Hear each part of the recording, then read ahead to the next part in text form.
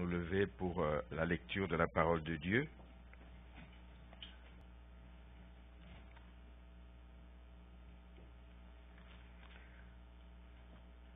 Seigneur, sers-toi de moi ce matin, je me soumets à toi, que le Saint-Esprit vienne à mon secours en ce moment et que je puisse livrer ce que tu m'as mis à cœur de livrer pour que, Seigneur, ton nom soit béni à jamais dans ce lieu, dans cette église. Amen. Nous lisons dans le livre d'Apocalypse au chapitre 3 et je vais lire la lettre qui est adressée à l'église de Laodicée à partir du verset 14. Apocalypse 3, verset 14. Écrit à l'ange de l'église de Laodicée, voici ce que dit l'Amen, le témoin fidèle et véritable, le commencement de la création de Dieu. Il dit, je connais tes œuvres. Je sais que tu n'es ni froid ni bouillant. Puisses-tu être froid ou bouillant? Ainsi, parce que tu es tiède et que tu n'es ni froid ni bouillant, je te vomirai de ma bouche. Parce que tu dis, je suis riche, je me suis enrichi et je n'ai besoin de rien, et parce que tu ne sais pas que tu es malheureux, misérable, pauvre, aveugle et nu, je te conseille d'acheter de moi de l'or éprouvé par le feu, afin que tu deviennes riche, et des vêtements blancs afin que tu sois vêtu, et que la honte de ta nudité ne paraisse pas, et un collier pour oindre tes yeux, afin que tu vois. Moi je reprends et je châtie tous ceux que j'aime. Aie donc du zèle, et repens-toi. Voici, je me tiens à la porte et je frappe. Si quelqu'un entend ma voix et ouvre la porte, j'entrerai chez lui, je souperai avec lui et lui avec moi. Celui qui vaincra, je le ferai asseoir avec moi sur mon trône, comme moi j'ai vaincu et me suis assis avec mon Père sur son trône. Que celui qui a des oreilles entende ce que l'Esprit dit aux églises. Amen. Vous pouvez vous asseoir. Ni froid, ni bouillant. Ça va être ça le titre du message. Ni froid, ni bouillant. J'apporte ce message parce que nous sommes déjà, comme je l'ai dit en début de culte, à la moitié de l'année. Ça passe vite. Si on y prend garde, on va se retrouver au mois de décembre. Et puis à ce moment-là, on commence à se demander qu'est-ce que j'ai fait de mon année. En tout cas, je parle par rapport au thème que nous avons proclamé pour cette année. Est-ce qu'il y a des gens qui se souviennent de ce thème? Oui? Amen. Amen. Une année d'auto-évaluation. L'auto-évaluation, pour qu'elle porte ses fruits, on la fait régulièrement. On la fait régulièrement. On n'attend pas la fin pour dire je m'auto-évalue parce que là, tu ne peux plus rien corriger. L'auto-évaluation a pour but de pouvoir s'ajuster. Et ça, c'est un exercice personnel auquel nous avons convié l'Église. Ce n'est pas le pasteur, ce n'est pas qui que ce soit dans l'Église qui va vous évaluer votre marche. C'est vous-même, Dieu évidemment, mais c'est vous-même qui devez vous auto-évaluer. Comment est-ce que je marche avec le Seigneur? Vraiment, est-ce que je marche comme il l'entend de moi? Est-ce que c'est un exercice personnel auquel il faut s'astreindre, il faut s'interroger sur cette marche? Après 6 mois, y a-t-il quelque chose que j'ai ajusté dans ma vie? Après 6 mois, c'est déjà la moitié de l'année. Est-ce qu'il y a quelque chose que j'ai ajusté? Parce que Dieu, lui, a été fidèle. Tout le temps, depuis le premier jour jusqu'à présent. Dieu a pourvu à tous nos besoins. Yann vient de le dire, il a pourvu. Nous avons beaucoup reçu du Seigneur. Il appartient à nous aussi maintenant de commencer à réagir. Nous avons beaucoup reçu. Nous avons reçu le souffle de vie. Nous avons reçu le travail.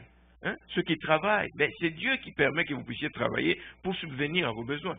Vous avez la vie, une vie en santé, même s'il y a eu des bobos par moment, même s'il y a encore des bobos par-ci, par-là, mais vous avez la vie. J'aime toujours donner cet exemple à un serviteur de Dieu qui était sur le bord de mourir.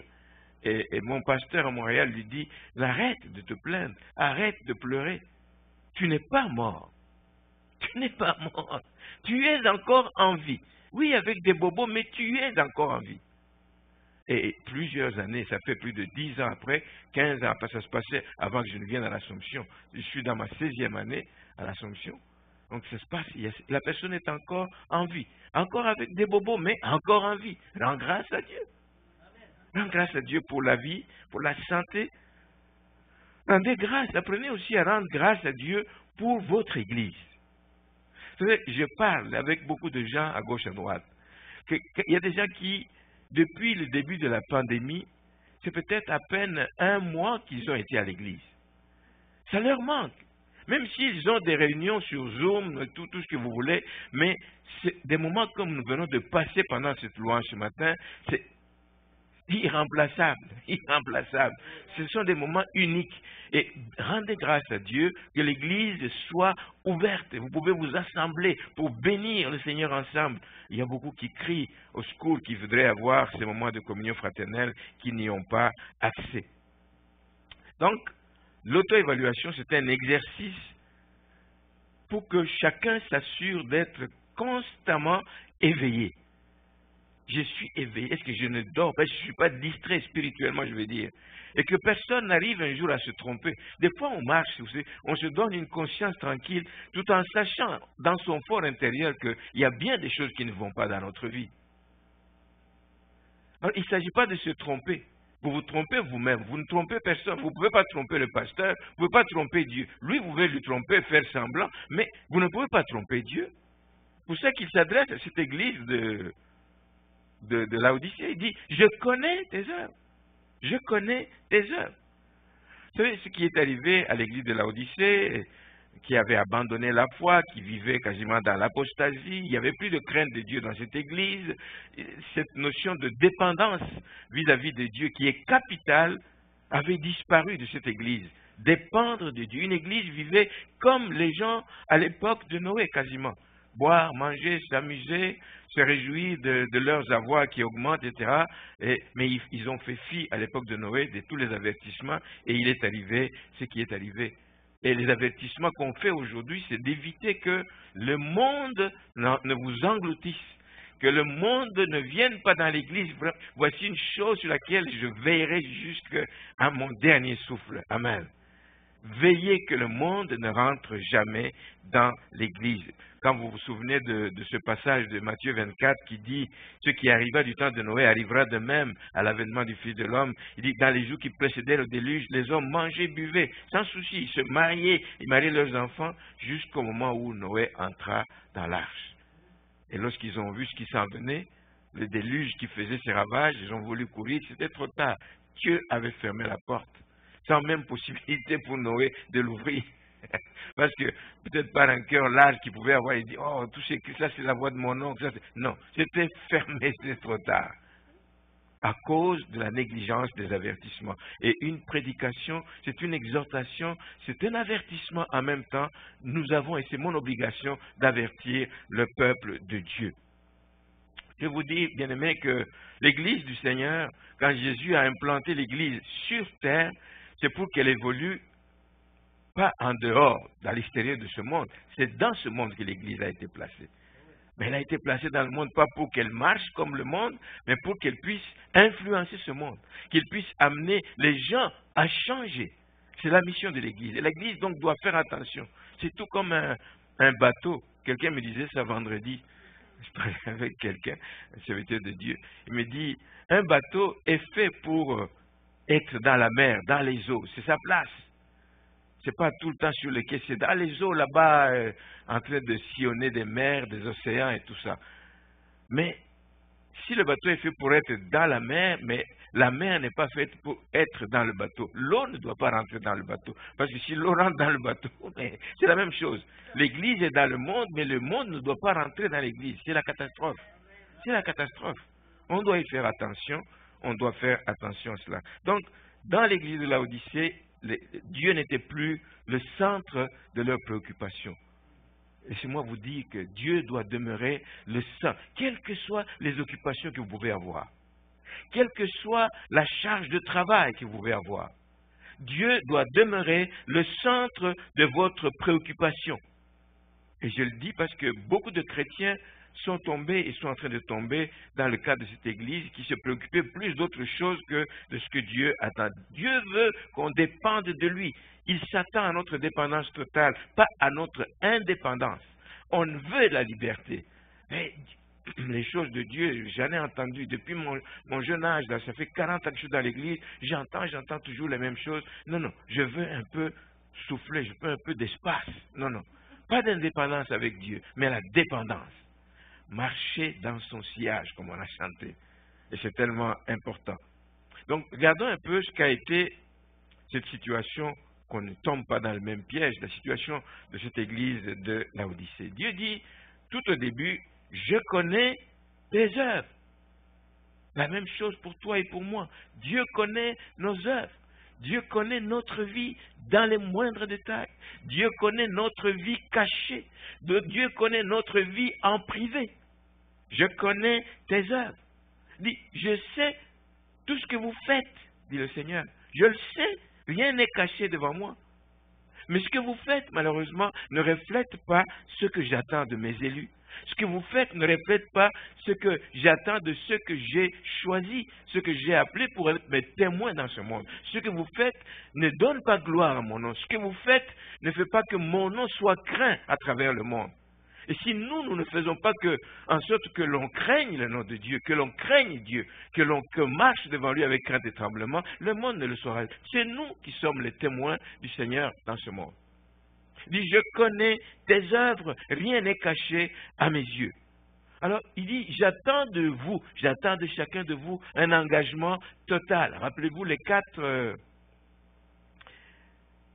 sous-thèmes de l'année d'auto-évaluation. C'est une année d'engagement, c'est une année de consécration, c'est une année où nous voulons mener une vie de prière plus qu'avant, c'est une année où nous voulons veiller plus qu'avant à notre témoignage. Ce que Dieu attend de vous, c'est cela, un engagement total, une consécration, une vie de prière, une vie de méditation de la parole de Dieu et surtout qu'on veille à dégager un bon témoin. Le monde a besoin de voir que les enfants de Dieu marchent différemment qu'eux. Si nous commençons à agir comme eux, si nous commençons à nous comporter comme eux, il n'y aura pas de différence. Mais Dieu attend que nous puissions donner aussi la priorité aux choses du royaume, aux intérêts du royaume. Je dis souvent, vous êtes dans une famille et que vous êtes parents, vous êtes supposé donner l'exemple à vos enfants. Si ils voient que vous êtes en train de descendre dans la boue l'église à tout bout de champ, quand vous êtes au salon avec vos visiteurs, avec des gens, les églises, c'est n'importe quoi. Les églises, c'est n'importe quoi. Ce pasteur-là, c'est n'importe quoi. Vous savez, les enfants, ils captent toutes ces choses-là. Quel regard ils vont avoir, etc. Si vous le faites plus grave encore, si vous le faites en présence des gens du monde, je ne sais pas si c'est une façon de les inviter un jour à aller dans votre église. On doit faire attention et donner donc la priorité de Dieu. Mais ce n'est pas ce que les œuvres des gens de l'église de Laodicée reflétaient. Dieu dit, oui, je connais vos œuvres et je peux vous dire que vous n'êtes ni froid ni bouillant. Si on n'est ni froid ni bouillant, ça veut dire qu'on est entre les deux.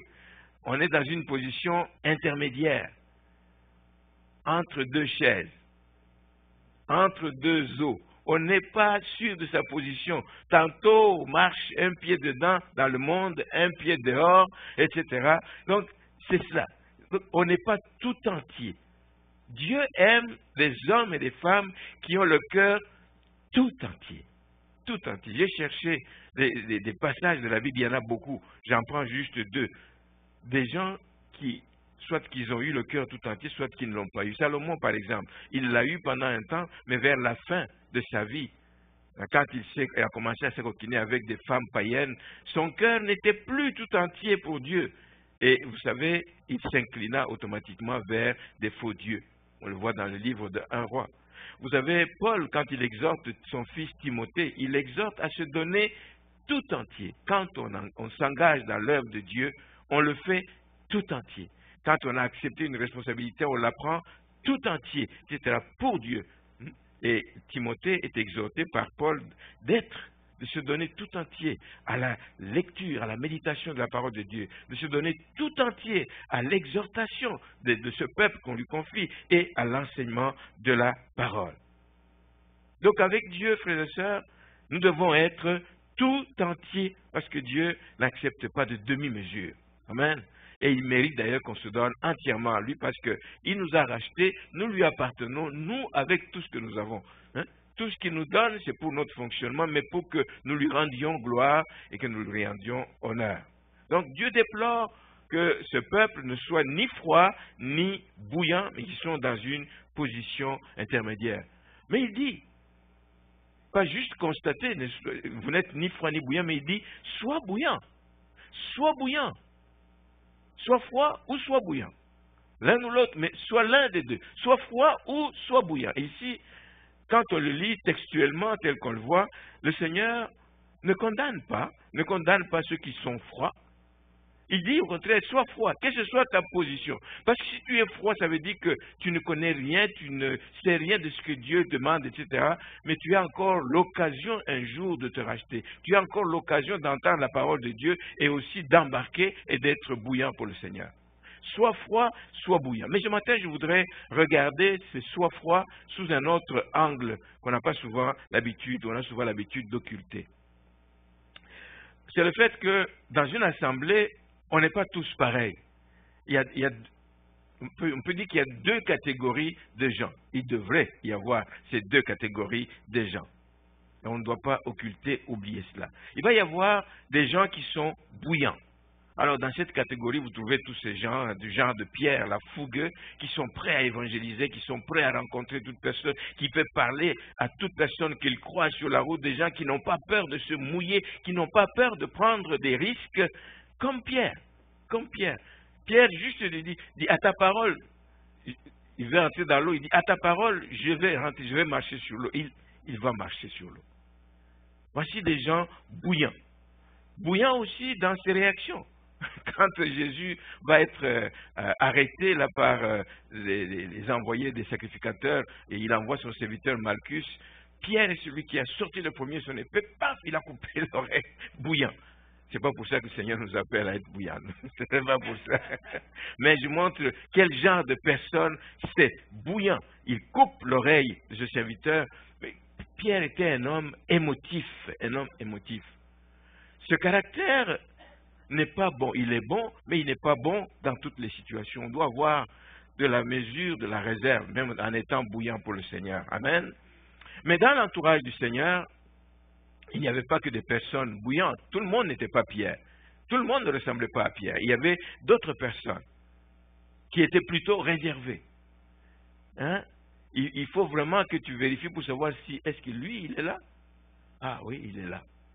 On ne l'entend jamais, on ne sait pas trop ce qu'il fait, mais c'est des gens qui travaillent en silence. Des personnes qui sont plutôt effacées. Et il y en a. Et il faut qu'il y en ait dans l'Église. Des personnes qui soient effacées, des personnes qui vont être discrètes dans ce qu'elles font. Pas pour que tout le monde sache ce que j'ai fait.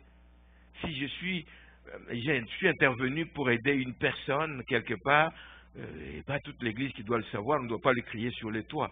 Il y a des personnes comme ça dont on a besoin. Des personnes qui n'aiment pas les honneurs, qui aiment plutôt travailler comme à l'arrière-plan. Ils sont utiles dans la maison du Seigneur, mais ils vont travailler à l'arrière-plan, dans la discrétion, et on a besoin des deux. Souvent, ces personnes ont dit, mais écoute, hey, manifeste-toi, sois bouillant. Non, moi je suis comme ça, je suis ce que vous pouvez appeler froid, effacé un peu, mais je peux être utile, et je suis utile dans la manière que je fonctionne. Je vais donner l'exemple. J'ai cherché parmi les 12 disciples, les 12 apôtres de Jésus, j'ai regardé le cas d'André parmi les 12 apôtres. Quand nous allons dans l'évangile selon Jean au chapitre 6, quand Jésus est suivi par une foule nombreuse, etc., à un moment donné, il se trouve avec cette foule et dit, mais ces gens, ils voient, ils sont fatigués, ils doivent être affamés. Il va tester un de ses apôtres, Philippe, il lui dit, où est-ce que trouver où on peut trouver du pain quelque part pour nourrir toutes ces personnes, cette grande foule. Et vous connaissez la réponse de Philippe. Je vais vous la lire au verset 7 du chapitre 6 de Jean, Jean 6, 7. Il dit, Philippe lui répondit, les pains qu'on aurait pour 200 deniers ne suffiraient pas pour que chacun en reçoive un peu. Même ce que nous pouvons avoir comme réserve argent ici ne suffirait pas pour donner un petit pain à toutes ces personnes qui sont là. Mais Jésus l'avait fait pour tester l'homme. Il a parlé à Philippe. Mais regardez qui a réagi. Philippe, lui, il s'est arrêté là. Il dit, Seigneur, ce que tu nous demandes est impossible. Même si nous avions de l'argent, d'abord, il faut trouver la quantité de pain pour nourrir tout ce monde. Et de toute façon, l'argent ne suffirait pas à le faire. Mais dans le silence, il n'a pas dit, attendez, moi je vais vous trouver une solution. Non. Il s'est mis à traverser. Ou alors, il connaît les gens. C'est la nature d'André, proche des gens. Il savait qu'autour d'eux, au milieu là-bas, il y avait un petit garçon qui vendait du pain. Et il avait 5 pains et 2 poissons qu'il vendait ou qu'il avait pris pour ses provisions, mais je pense qu'il vendait. Mais André, qu'est-ce qu'il a fait? Il s'est mis à chercher une solution. Il dit, attendez, je vais vous montrer que moi, je suis capable de vous trouver une solution. Parce que je sais qu'avec le peu que nous avons, Jésus peut faire des miracles. Nous l'avions déjà vu. Non, il va en silence. Et quand il a trouvé la solution, il vient apporter. Il n'a pas dit, il faut que j'aille dire ça à Jésus. Il dit à Philippe, Philippe, voici j'ai trouvé 5 pains et 2 poissons. Allez présenter ça au Seigneur. Même si c'était insignifiant, il s'est mis à l'œuvre, il s'est rendu efficace, même si ces gens ont voulu le décourager. Peut-être Philippe, peut-être quelqu'un d'autre a dit, arrête là André, tu rêves toi. On parle déjà de 200 deniers, c'est même pas suffisant pour acheter ce qu'il faut pour toute cette foule. Toi tu viens avec 5 pains, il y a des gens comme ça qui vont te décourager. Avec ta bonne volonté tu viens. Mais lui il l'a fait et il sait que ça a porté fruit. Alors, ce genre de personnes, frères et sœurs, et c'est ce que je vais faire remarquer, c'est que ce genre de personnes ne sont pas moins efficaces dans ce qu'elles font, que d'autres minimisent, mais c'est quelque chose qui est utile pour l'avancement de la maison de Dieu. On a besoin des deux. On a besoin des gens bouillants, mais on a besoin des gens qui sont froids. Je veux dire froids entre guillemets. Des gens qui ne sont pas très très visibles, mais qui travaillent dans le silence. Ils ont leur utilité et c'est des gens qui sont guidés par le Saint-Esprit. Cette catégorie de gens va être ce genre de personnes qui va être proche des gens dans l'Église. Proche des gens dans l'église, qui va s'intéresser aux gens, qui va vouloir savoir, il dit, je te vois triste aujourd'hui, etc. Qui proche des gens. On a besoin de ce genre de personnes. On ne vient pas à l'église juste pour louer le Seigneur et puis, aussitôt que le culte est fini, on est parti. On prend des nouvelles de l'un de l'autre. Ma sœur, je vois que tu as une mine qui n'est pas bien ce matin. Y a-t-il quelque chose? Peut-on prier pour toi? Peut-on parler, écouter les gens? On a besoin de ces deux catégories dans l'église. Donc, ils sont guidés par le Saint-Esprit et ils vont être proches des gens, ils vont approcher les faibles, ils vont approcher ceux qui souffrent pour les encourager et leur présence fait du bien. Leur présence n'est pas inaperçue. C'est quand une telle personne s'approche de toi, tu as confiance. Tu as confiance, tu sens que dans son langage, c'est des mots qui viennent t'apaiser, ça fait du bien. On a besoin de ces deux catégories de personnes dans l'Église. Leur passage dans votre maison ou le temps que vous passez avec lui, c'est comme un vent de rafraîchissement qui vient sur vous et on a besoin de ces deux catégories dans l'Église du Seigneur pour le bon équilibre. Alors, Jésus dit, soit froid ou soit bouillant, l'un ou l'autre, mais pas entre les deux. Soit froid, soit bouillant, mais soit actif. Soit froid, soit bouillant, mais soit présent. Soit froid et soit bouillant, mais soit utile dans l'œuvre de Dieu. C'est vraiment le propos de ce matin. Sois utile dans l'œuvre de Dieu. En fonction de ta nature, en fonction de ton caractère, etc., Dieu a quelque chose pour toi, quelque chose que le Seigneur veut que tu fasses dans la maison de Dieu.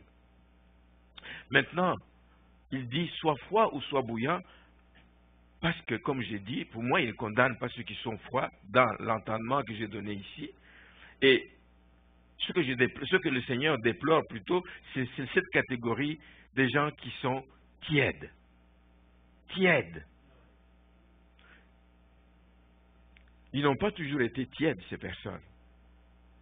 Tièdes, on le devient. On peut avoir commencé bouillant, mais si tu ne fais pas d'auto-évaluation, tu es en train de perdre ton énergie et tu vas finir par devenir tiède. Ces gens ont commencé bouillants, ils ont perdu leur zèle progressivement. Ces gens ont commencé bouillants, ils ont perdu leur efficacité par la suite.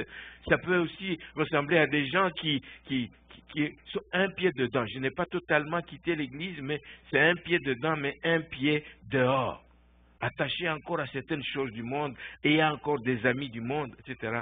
Des gens qui se disent chrétiens, mais qui fricotent, qui trafiquent avec les choses du monde. Et la sentence du Seigneur n'est pas tendre vis-à-vis de ces personnes. Il dit, je les vomirai. C'est grave. Je les vomirai de ma bouche, parce que la vie qu'ils mènent ne me donne pas gloire, ça me donne plutôt le dégoût.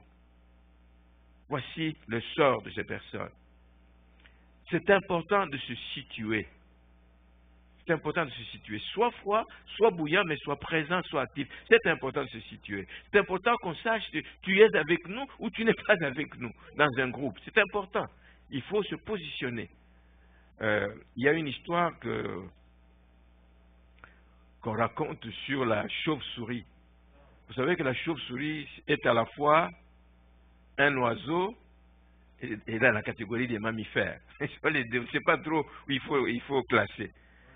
Vole la nuit, mais c'est comme un mammifère parce qu'elle peut allaiter. Alors un jour, une chauve-souris est morte, puis tombée sur la rue comme ça, et les oiseaux viennent, entendent le cri. Je ne sais pas comment le cri d'une chauve-souris, mais ça doit être un cri strident, ça attire l'attention. Les oiseaux viennent là-dessus, regardent, ils disent, oh, c'est comme un oiseau parce qu'on voit des ailes, mais non, regarde, mais il y a des mamelles, c'est un mammifère. Il n'y a pas de nôtres, ils s'en vont. Continuez à crier là-bas. Des animaux viennent, ils regardent, ils disent, mais oh, c'est un mammifère, mais il y a des ailes. Non, on n'est pas de notre famille. Et restez là. Aucun secours, morte, pourrie, personne ne l'a enterré. C'est ce qui arrive à des personnes tièdes. Non seulement que Dieu les vomit, mais vous ne faites pas partie d'un clan qui vous reconnaît, qui peut venir à votre secours. Vous êtes tiède. Il est avec nous, il n'est pas avec nous, il est avec nous, il n'est pas avec nous. Mais soyez quelque part, affirmez-vous par votre présence, par votre... etc. C'est important cela. Et c'était le cas de Laodicée. Ils étaient vomis, ils étaient plutôt tièdes. Dieu leur dit, vous vous considérez comme riches, comme n'ayant besoin de rien. Et c'est vrai, c'est une église qui était dans une ville prospère. Elle était vraiment prospère parce que Laodicée, à cette époque, était un centre financier important, etc., qui rayonnait par sa puissance et par sa prospérité. C'était un centre florissant où la monnaie qui circulait, c'était l'or. C'était l'or qui servait de monnaie. C'était aussi un centre important dans la fabrication de médicaments. Il s'était créé une belle industrie, un beau centre, un centre de formation médicale aussi bien connu. Et ils sont arrivés à monter un collyre qui était un produit pour les yeux, pour soigner les yeux, qui était de renommée mondiale à cette époque-là. Et donc, c'est ça qui a fait partie aussi de leur prospérité. Mais cette ville devait aussi sa prospérité par son industrie textile. Vous savez, quand vous avez tout, matériellement, vous croyez que vous êtes accompli, vous êtes arrivé. Je n'ai besoin de rien. Je n'ai pas besoin d'aller à l'église pour prier. Dieu m'a déjà béni. Parce que beaucoup de gens, malheureusement, s'imaginent qu'on est béni parce qu'on est riche, qu'on pourvoit tous les besoins. Non. Ou l'inverse. C'est une erreur aussi de croire l'inverse. On dit, ah mais, ils sont pauvres parce que Dieu ne les a pas bénis. Ça veut dire que c'est la preuve que Dieu ne les a pas bénis. Alors, faisons attention. Chaque fois que je dis ici que nous sommes bénis financièrement comme Église, ce n'est pas le seul critère. Ce n'est pas le seul critère. Pour que vraiment cette bénédiction soit réelle, il y a bien d'autres choses. Il faut que le Seigneur se réjouisse de ce que nous faisons pour l'avancement du royaume. Ce n'est pas juste avec l'argent. Nous pouvons en avoir tout le temps, mais ne pas être efficaces dans la mission qui est la nôtre. Nous pouvons en avoir des tas d'argent, etc., mais ne pas être même capable d'être au secours et aux côtés des personnes qui souffrent au milieu de nous. La mission de l'Église va au-delà des possessions. Et eux, cette Église, vivant dans cette abondance, dit, nous n'avons besoin de rien. Alors cette aisance matérielle a fait croire donc qu'ils se suffisaient à eux-mêmes. et que donc ce qui est spirituel, pour eux, n'avait plus d'importance. C'est ce qui arrive malheureusement aussi aux enfants de Dieu. Ils vont trimer, ils vont prier que Seigneur, bénis-moi, Seigneur, bénis. Regarde, quand je serai béni, je vais te servir, je vais t'honorer, je vais faire ci, je vais faire cela. Mais quand ils sont bénis, le spirituel est relégué au second plan. C'est cela aussi avec Laodicée. Dieu est devenu pour eux comme un secours de seconde zone. Dieu, j'ai dit en début de culte, que Dieu doit être notre premier recours. Le moindre problème, la moindre difficulté, c'est d'abord à Dieu que nous pensons qu'il faut aller. Eux, ils vont penser que nous avons des relations, nous avons des moyens, nous avons, etc., nous ne manquons de rien. Mais au cas où ça ne marchait pas, gardons quand même un petit contact avec Dieu. On n'abandonne pas complètement Dieu, au cas où, on ne sait jamais. Hein. Des fois, on peut avoir besoin de lui. Alors, Dieu n'est pas une roue de secours. Dieu n'est pas une roue de secours. Alors, si c'est ça votre tendance, changez d'avis. Pour eux, on ne sait jamais, on peut avoir un jour besoin de lui, mais gardons quand même contact. C'est superficiel. Une vie chrétienne superficielle, ne vous amène pas à aller loin avec le Seigneur. C'est un peu la même chose que l'on vit aujourd'hui. Comme je dis, la vie chrétienne est juste devenue superficielle. Il n'y a plus de profondeur, etc. Les gens ne sont pas prêts à vivre par la foi. Les gens se disent qu'il faut juste ne pas couper les ponts avec l'Église parfois. Ils disent, est-ce que tu vas à l'église? Ah oui, j'ai mon église à l'Assomption. mais, les priorités sont ailleurs. Je continue à payer ma dîme à l'église. C'est vrai. Ben oui, je paye parce que Dieu m'a béni. Je suis béni, je peux me le permettre. Mais on ne paye pas la dîme seulement parce qu'on a des coffres pleins de partout. On paye la dîme parce qu'on la doit à Dieu. Amen. Ça revient à Dieu. Donc, notre chrétienté doit éviter d'être superficielle, juste de façade, etc. Il faut que nos priorités soient vraiment de l'avant. Je vais payer ma dîme, et de temps à autre aller aux réunions, etc. Si je ne me sens pas fatigué. Non, pas comme ça. Non. Quand on a rendez-vous avec le Seigneur, on a rendez-vous. J'y reviens depuis 2 dimanches de suite et c'est important que j'en parle. Je pense que ça fait partie de mes devoirs, etc. On peut chercher à avoir plus de confort personnel et de plaisir. On y a droit, mais il faut savoir doser tout ça. Parce que c'est comme ça que la tiédeur prend place dans la vie de beaucoup de gens.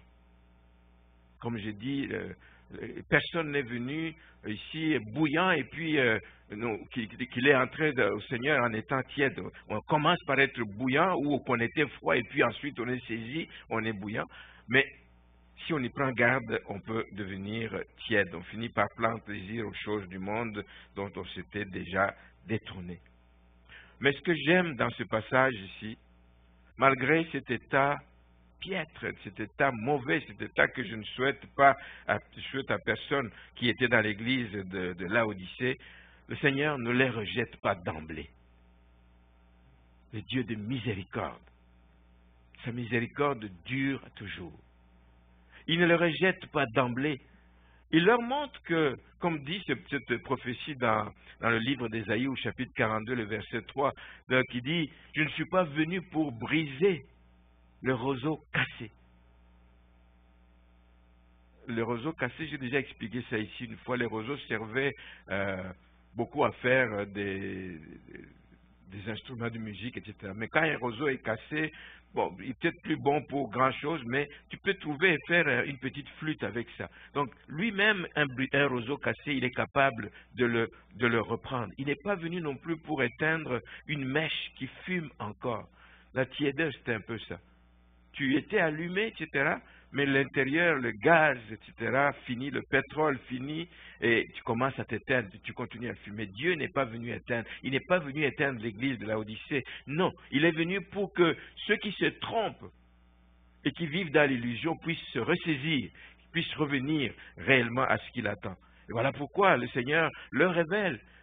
Il leur montre la condition misérable. Il la montre, il ne les cache pas. Il dit, vous dites que vous êtes riches, mais vous êtes en réalité pauvres, vous êtes aveugles et vous êtes nus. C'est des termes durs qu'il emploie pour cette église parce que le Seigneur les avertit.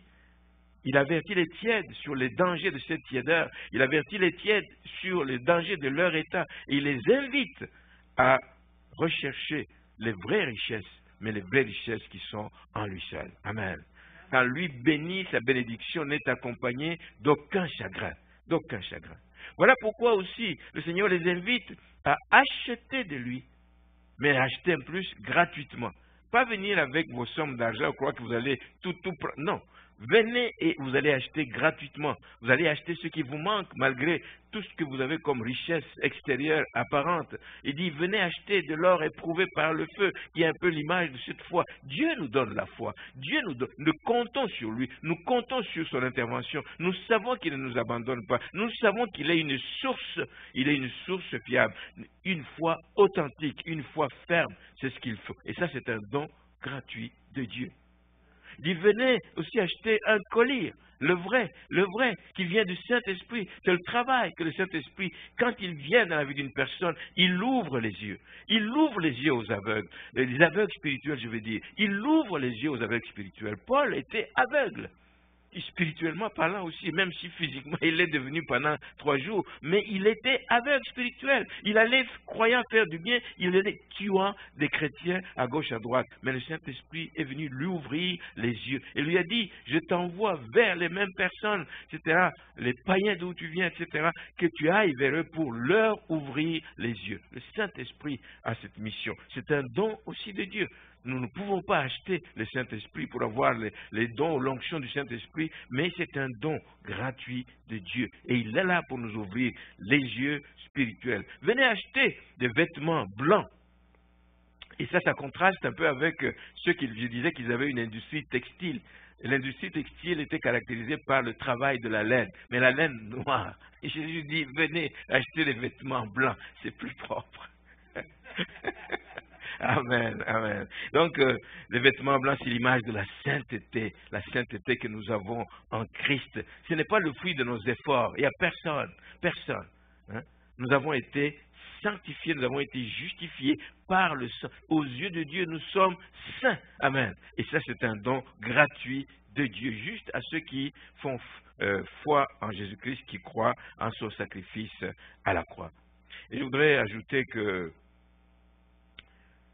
la bénédiction n'est pas seulement liée aux possessions matérielles que nous voyons, mais la bénédiction est liée au fait d'être soumis à Dieu. Le fait de dépendre de celui qui dispose de toutes choses. Et c'est vrai, quand moi je dépends de celui qui peut signer le chèque le jour comme la nuit, qui peut signer un chèque quel que soit le montant, mais je suis plus en sécurité que n'importe qui d'autre dans ce qu'il a accumulé. Puisque l'Éternel est mon berger, dit le psaume 23, je ne manquerai de rien. Je me sens en sécurité. Voilà la vraie bénédiction. C'est de marcher à la suite de ce Seigneur. Voilà pourquoi enfin le Seigneur fait des reproches. J'ai dit qu'il n'est pas venu pour les rejeter d'emblée. Il leur dit quoi faire. Il leur dit, venez acheter, vous êtes pauvres, aveugles, mais venez acheter de moi gratuitement et vous allez avoir tout ce qu'il vous faut. Et donc, enfin, le Seigneur fait des reproches à ces gens et les reprend en disant, vous êtes tièdes, et il les exhorte à se repentir. La seule façon de quitter cet état, c'est de commencer à se repentir et à marcher de nouveau avec zèle. Et lui, il est disponible. Il ne demande pas des choses impossibles. Il est disponible pour venir au secours des faibles. Il est disponible pour venir au secours de ceux qui veulent voir leur vie changer, leur situation changer. Et il leur dit, je me tiens à la porte. Je me tiens à la porte. Il est à la porte de l'église. Il est à la porte de vos cœurs. Il me tient à la porte et je frappe, espérant que quelqu'un va entendre ma voix et va ouvrir la porte. Et c'est pour ça que j'aime souvent dire que quand on est dans le bruit du monde, Dieu peut te parler, mais tu n'entendras rien. Il y a tellement de bruit autour de toi. C'est pour ça que c'est toujours bon de se retirer, d'aller dans, comme on a chanté, dans cette chambre royale, dans cette chambre, comment il appelle ça, d'intimité, c'est pas ce qu'on disait dans... Ce moment, passer du temps avec lui pour écouter. Et on a besoin d'avoir notre oreille qui cherche à entendre qu'est-ce que Dieu me dit en ce moment. Qu'est-ce que Dieu me dit en ce moment? Amen. Et donc, le Seigneur se tient à la porte, et si on l'ouvre la porte, il entre. Il va nous faire du bien. Je termine avec ceci, que la tiédeur, c'est vraiment le pire état où peut se trouver un enfant de Dieu. C'est le pire état. Celui que Dieu dit, quand tu es dans cet état, je te vomirai. Je te vomirai. Tu me donnes du dégoût. C'est vraiment le pire état, je ne le souhaite à personne. On n'est pas dans la tiédeur parce qu'on ne connaît pas la vérité. On la connaît, mais on ne veut pas y obéir. Et c'est ça qui est grave. On est dans la tiédeur parce qu'on ne veut pas obéir à la voix de Dieu. On refuse d'obéir à ce que Dieu nous demande. On refuse d'obéir à la vérité. On refuse d'obéir à cette vérité parce qu'elle exige de nous des changements. Elle exige de nous séparer du monde. Si on est encore attaché au monde, on dit non, je ne suis pas encore prêt. Tiédeur. Tu t'enfonces dans la tiédeur. Et c'est un refus d'obéir à la vérité qui exige de nous séparer du monde. Et on sait que quand on se sépare du monde, donc il y a peut-être des choses, on peut perdre des amis, etc. Et la parole de Dieu nous invite aussi à nous séparer, pas seulement du monde, mais de façon générale, de tout ce qui n'honore pas Dieu dans notre vie. Et je voudrais montrer ici que comment cette tiédeur s'installe petit à petit. Quand tu as un verre d'eau chaude que tu le laisses là pendant des heures, il va commencer à baisser de température jusqu'à devenir tiède. C'est progressivement. Quand tu ne fais pas attention à ce qui te nourrit spirituellement, quand tu ne fais pas attention aux personnes avec qui tu te tiens, les fréquentations, il y a un risque de te détourner de la vérité. Il y a un risque que tu commences à contester. Combien de fois tu y as marché? J'ai déjà entendu des personnes qui sont sûres. Et ils sont sûrs d'une vérité biblique, etc. Mais du jour au lendemain, tu vois que ces gens, ils ont carrément tourné Kazakh, ils sont partis dans toute une autre direction. Tu dis, mais comment? Tu me disais à coup de versets que la Bible dit ci, la Bible dit ça, mais tout d'un coup, etc. C'est un frère notamment qui aimait le Seigneur, etc., qui a été conduit à cause de ses mauvaises fréquentations à se séparer de sa femme.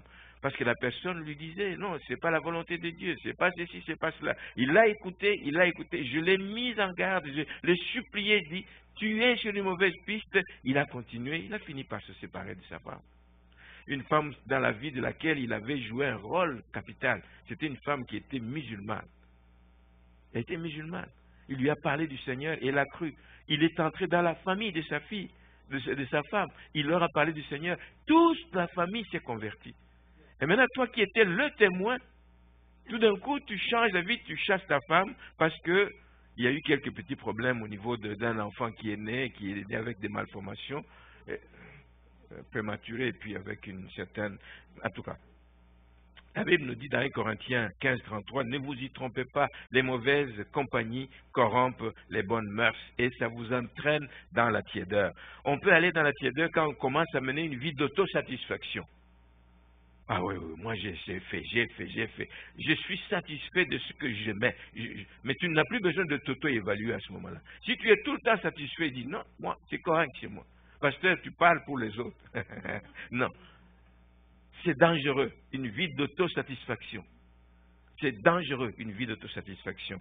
Il faut toujours chercher à se sanctifier. On va toujours se préoccuper de savoir est-ce que je marche encore conformément à la volonté de Dieu, parce que le risque est qu'on peut glisser à tout moment et doucement. Alors, un dernier point avec lequel je vais terminer, où je ne suis peut-être pas tendre, mais vous allez comprendre, c'est quand on s'absente de façon prolongée de l'Église. Mais j'ajoute, et je l'ai souligné, sans raison sérieuse. Nous savons la période de laquelle nous sortons. Une période difficile, une période où il y a eu des tas de restrictions, une période où il a fallu faire attention, une période, mais à partir de demain, on me faisait remarquer qu'à partir de demain, nous passons dans la zone verte. Dans tout le Québec en plus. Ça veut dire que pour moi, les portes des églises vont s'ouvrir largement. Amen. Et ce n'est plus le temps de se permettre donc ce genre de choses. On a été longtemps absent dans l'église, il faut qu'on revienne. Si on laisse la porte de la tiédeur entrouverte, sachez que l'ennemi rentre. Il va la défoncer. Et il va te donner le goût de rester à la maison. Et je parlais avec quelqu'un récemment quelqu'un que j'exhortais, etc. Puis je demande, je dis, mais juste pour savoir. J'avais décidé, vous le savez, j'avais décidé de ne pas appeler les gens. Je dis, je ne veux pas faire pression sur les gens pour venir à l'église. Je ne veux pas faire pression. Je veux que chacun dans son fort intérieur, à un moment donné, se sente et dit, c'est le moment. C'est le moment d'aller. Mais je ne sais plus pour quelle raison, je parlais avec quelqu'un, la personne m'a avoué vraiment, il dit, pasteur, je ne peux pas vous mentir, il dit, mes absences étaient liées simplement à la paresse. C'était vraiment le fait d'une paresse. Vous savez, quand la paresse vous prend, frères et sœurs, quand elle vous prend, vous prenez goût de rester à la maison. Quand l'horloge sonne, là, il est 7 heures ou 6 heures, il faut vous réveiller, vous fermez vite, etc. J'ai vraiment envie de... C'est cela. Quand on est resté trop longtemps, on va trouver difficile de reprendre le chemin de l'Église. C'est vrai ici, mais c'est vrai partout. Je parle avec des pasteurs, partout, je vous dis, partout. Avec des pasteurs aux États-Unis, je parle avec des pasteurs en Afrique, je parle avec des pasteurs ici au Québec. Les pasteurs ont des problèmes. Moi, je bénis le Seigneur. C'est que chaque fois qu'on a ouvert l'Église, qu'on a permis qu'on se réunisse, qu'on soit 10, on s'est toujours retrouvé autour du nombre qu'on autorisait. Si c'est 10, on était 9, ou on était 11 ou 12. Si c'est 25, on était 20 ou 25, ou on était 27 ou 28. Parce qu'on autorise qu'on dépasse un peu. Ce n'est pas qu'on triche. On autorise qu'on dépasse un peu le staff. Ne pas compter là-dedans. Moi, je bénis le Seigneur. Mais il y a des églises qui ont de la difficulté aujourd'hui à rouvrir les portes. Les gens ne veulent plus venir. Ils ne veulent plus venir. Ils disent, mais on était bien avec Zoom. Continuons avec Zoom. Continuons. Ça, c'est en Belgique. Et c'est des jeunes. C'est moi vous dis, c'est des jeunes. Tout d'un coup, ça devient difficile de revenir à l'église. Le pasteur doit jouer des coups pour ramener le peuple. C'est pas du tout ce que le Seigneur attend de nous. Donc, je vous dis que on doit veiller sur ces choses et pas que nous voulons faire la police, loin de moi, et ça n'a jamais été mon intention de faire la police auprès des membres. Mais c'est chacun qui doit se tenir en face de Dieu et se dire, Seigneur, c'est à toi que je dois tout. Ce n'est pas au pasteur, ce n'est pas aux membres, etc. Mais c'est à toi que je dois tout. Et c'est à toi que je dois rendre compte. Alors ma prière ce matin, en terminant justement, est que chacun prenne le temps de s'auto-examiner. Je reviens au début, s'auto-examiner et régulièrement. Si donc dans l'un ou l'autre cas de l'engagement, de la vie de prière, du témoignage ou de la vie de consécration, vous apercevez qu'il y a quelques failles, etc. dans votre marche chrétienne, faites appel au Seigneur. Il est disponible. Il est disponible, il viendra à votre secours et il vous fera du bien. Vous allez de nouveau être zélés pour sa maison et nous serons bénis de passer des moments précieux ensemble. Vous serez la bénédiction pour les autres et vous serez vraiment des objets de plaisir dans la présence du Seigneur. Que le Seigneur vous bénisse et qu'il vous fasse du bien. Amen.